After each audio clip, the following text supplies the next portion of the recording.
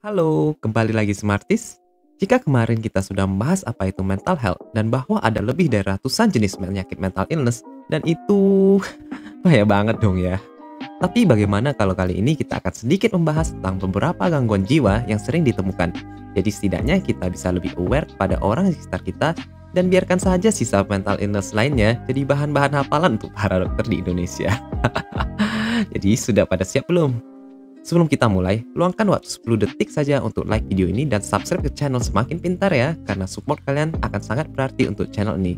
Terima kasih. Oke, jadi ini mungkin kayak crash course gitu ya.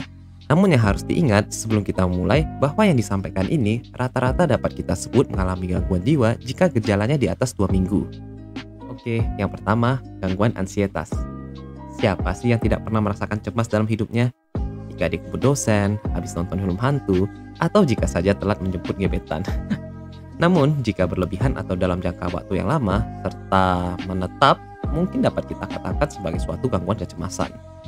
Biasanya, orang yang memiliki gangguan ansietas cenderung tidak berani melakukan sesuatu atau ketakutan akan suatu hal yang belum terjadi. Hal ini bisa disertai dengan gejala-gejala fisik seperti berdebar-debar, keringat dingin, atau mungkin terkadang malah sampai pingsan. Yang kedua, depresi. Depresi kadang disebut juga rasa sedih yang dalam. Beberapa orang ketika menghadapi suatu masalah, baik itu masalah keluarga, masalah kerja, barusan saja terdiagnosa penyakit yang berat, atau mungkin karena kecanduan atau masalah personal lainnya, terkadang dapat merasa sedih dan tidak semangat untuk melaksanakan hidupnya. Beberapa akan merasa seperti tidak ada lagi jalan keluar. Ya, wajar saja. Kita semua ini manusia, dan setiap dari kita ada berat-berat kehidupan kita sendiri. Bagi orang yang memiliki kesehatan mental yang baik, hal ini akan hilang dengan cepat dan dapat melanjutkan lagi aktivitasnya. Namun, kadangkala hal ini berlangsung selama lebih dari beberapa minggu lamanya, sehingga mengganggu kehidupan seorang tersebut. Ketika hal itu telah menyebabkan gangguan, maka hal ini dapat kita kategorikan sebagai gangguan depresi. Orang yang depresi secara umum akan tampak lebih sedih, lebih cepat lelah, dan tidak semangat melakukan aktivitas di hidupnya. Dan yang paling berat, mereka dapat memiliki pikiran untuk bunuh diri. Yang ketiga, gangguan mental akibat penyalahgunaan obat. Kelompok dari gangguan ini meliputi orang-orang yang kecanduan seperti kecanduan alkohol, narkoba, stimulan, sedatif seperti obat tidur, rokok, dan yang lainnya. Mula-mula, kelompok-kelompok ini akan mulai dari tahap intoksikasi akut, di mana menyebabkan berbagai gejala seperti cemas dan penurunan kesadaran. Kemudian akan menjadi ketergantungan hingga akhirnya dapat menyebabkan gangguan mental hingga ke gangguan psikosis, di mana pada orang yang mengalami psikosis, mereka akan mulai berhalusinasi. Yang keempat, gangguan bipolar. Bipolar berasal dari dua kata, yaitu bi yang artinya dua dan polar yang artinya kutub. Artinya, orang-orang dengan bipolar memiliki dua kutub suasana perasaan yang berubah-berubah. Apa artinya ini? Orang dengan bipolar cenderung memiliki yang dikenal dengan mood swing atau perasaan yang berpindah dengan cepat. Jadi, jika kamu membayangkan dua kutub magnet seperti utara dan selatan, maka seperti itulah perbedaan suasana hati orang yang bipolar. Orang dengan bipolar dapat memiliki suasana hati yang ceria sekali yang dikenal dengan episode manik, namun dalam beberapa jam kemudian atau saat ketika malam hari, tiba-tiba orang tersebut menjadi orang yang sangat depresif atau yang dikenal dengan episode depresif. Hal ini akan terjadi secara berulang-ulang pada orang yang bipolar. Yang kelima, skizofrenia. Pernah tidak kalian ketemu orang yang asik berbicara sendiri saja? Atau mengatakan dia bisa melihat sesuatu atau mendengar sesuatu yang tidak jelas? Bukan indigo loh ya. Oke, skizofrenia adalah orang-orang yang jatuh dalam keadaan psikosis. Orang yang mengalami psikosis umumnya dapat memiliki halusinasi, di mana itu dapat bersifat auditorik atau suara, ataupun memiliki halusinasi visual seperti orang tersebut dapat melihat bayangan-bayangan. Orang dengan skizofrenia juga dapat memiliki waham atau terkadang memiliki sifat curiga berlebihan yang tidak benar, seperti orang tersebut dapat merasa ada yang mengikuti dia dan sebagainya. Berbeda dengan indigo, umumnya orang dengan skizofrenia akan tampak tidak terurus dan tidak dapat mengontrol baik emosinya. Yang keenam, gangguan makan atau eating disorder. Ya, siapa sih yang tidak mau body yang eksotik atau body yang ideal? Nah, terkadang ada beberapa orang yang sangat terobsesi dengan hal ini.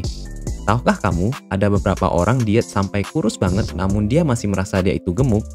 hingga akhirnya dia mencoba meminum obat pelangsing atau melakukan upaya agar dia memuntahkan makanannya agar dia tidak gemuk. Nah, orang tersebut kadang dikenal dengan anoreksia nervosa. Dan ada juga bulimia nervosa. Namun eating disorder juga ada bermacam-macam lainnya, seperti suka makan makanan sabun, atau pika, atau tidak bisa berhenti untuk makan terus-menerus meskipun sudah kenyang. Tambahan. Obsessive compulsive disorder. Nah, hal ini mungkin adalah hal yang paling sering kita dengar sehari-hari. OCD berasal dari kata obsesif yang berarti pikiran yang berlebihan. Sedangkan kompulsif adalah kegiatan yang berulang dan disorder adalah gangguan. Sehingga OCD adalah pikiran yang berlebihan yang menyebabkan adanya kegiatan yang berulang terhadap sesuatu yang menyebabkan gangguan dalam hidupnya. Contohnya, orang yang OCD misalkan barusan saja mengunci gembok di pintunya, namun dikarenakan dia memiliki kecemasan, maka dia akan kembali untuk mengecek ulang gembok di pintunya yang ternyata sudah terkunci. Bila hal ini hanya sekali, mungkin itu adalah hal yang waspada dan sangat wajar. Namun pada orang yang OCD, hal ini akan diulangi berkali-kali karena dia begitu cemas, bahkan bisa berjam-jam sehingga akhirnya mengganggu aktivitas di hidupnya. Yang berikutnya, ADHD atau Attention Deficit Hyperactive Disorder. Hiperaktif, mungkin saat kamu TK atau saat kamu SD, banyak guru kadang mengatakan bahwa dia itu hiperaktif nih, atau dia mempunyai energi yang berlebihan dan tidak bisa diam. ADHD adalah suatu kondisi di mana terjadi adanya kesulitan untuk memusatkan pikiran, adanya tindakan yang hiperaktif atau tidak bisa diam, dan disertai adanya tindakan impulsif atau perilaku berdasarkan instingnya. Sehingga seseorang dengan ADHD akan bertindak tanpa berpikir panjang terlebih dahulu atau bisa dikatakan tidak memiliki self-control yang baik. Namun, orang dengan ADHD umumnya masih dapat berteman dan dapat belajar meskipun membutuhkan perhatian yang khusus. Yang berikutnya, PTSD atau Post Traumatic Stress Disorder. Ketika seseorang dalam kondisi yang membuat mereka putus asa dan terjatuh, terkadang orang tersebut jatuh dalam kondisi PTSD. PTSD atau Post Traumatic Stress Disorder adalah gangguan kecemasan yang membuat penderitanya teringat pada kejadian yang traumatis. Hal ini seperti korban pemerkosaan, korban bencana alam, korban kecelakaan, korban perang, dan lain-lain. Orang dengan PTSD cenderung memikirkan kejadian yang dialaminya terus-menerus, sehingga dapat mengalami flashback atau kilas balik atas kejadian traumatik tersebut. Berikutnya, Autistic Spectrum Disorder. ASD atau autisme merupakan kata-kata yang sering terucap oleh seseorang terkadang begitu saja ketika mengejek seseorang. Padahal, sebenarnya autisme tidak dapat dikatakan begitu saja. Orang dengan ASD setidaknya harus memiliki 3 ciri-ciri di mana terjadinya gangguan dalam interaksi sosial, gangguan komunikasi, dan adanya tindakan yang berulang atau dikenal dengan tindakan yang stereotipik. Selain itu, 3/4 kasus pada pasien autisme terjadi adanya retardasi mental atau IQ yang sedikit rendah. Umumnya, orang dengan autisme memiliki respon yang tidak begitu bagus, terutama dalam sosio-emosional. Oke, Smarties, mungkin kira-kira seperti itu beberapa penyakit mental yang sering dijumpai dalam kehidupan sehari-hari. Namun kalau kita coba simpulkan, kira-kira grafiknya akan seperti ini. Nah, pengobatan dari beberapa gangguan jiwa tentunya ada yang bermacam-macam, mulai dari terapi seperti speech therapy, hipnoterapi, community therapy, hingga ke penggunaan obat-obat seperti obat antipsikosis, antidepresan, antimanik, dan lain-lain. Sehingga tidak perlu khawatir ya.